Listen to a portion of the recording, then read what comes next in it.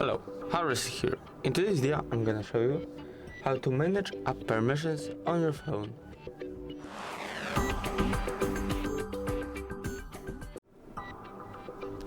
So, all you need to do is go up to the settings, scroll a little down, go to the apps,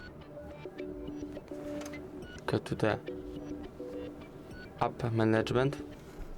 Here, find some app. I'm gonna take Amazon Shopping and permissions.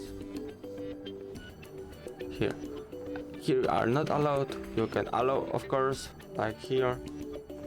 And here you can manage other permissions to your apps. If the video was helpful, please leave a like and subscribe, and bye.